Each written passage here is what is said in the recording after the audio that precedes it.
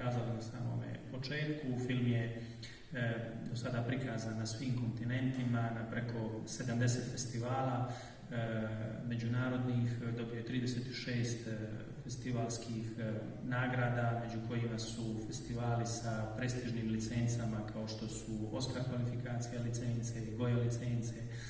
Recimo tu je bila španska premijera na 32. izdanju Aguilar Film Festivala, dakle festival sa Goya licencom, značajna premijera regionalna u velikoj sali Doma omladine na prethodnom martovskom festivalu, dakle u Beogradu u 68. izdanju, gdje je Duga otvorila međunarodni takmičarski program i recimo prošlog petka je bila prezentacija filma u Milanu, što me posebno raduje, u jednom istorijskom bioskopu koji se zove Anteo i koji se nalazi u srcu grada, i Duga je bila dio jedne prestižne retrospektive koja nosi naziv Cinema e Arti, dakle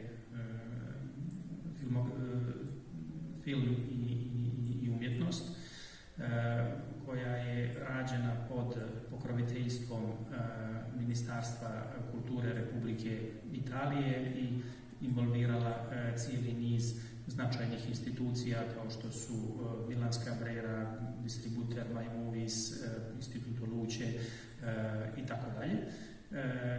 I velika mi je čast bilo što je Duga zatvorila upravo tu retrospektivu projekcijom u tom istorijskom bioskopu prošlog petka.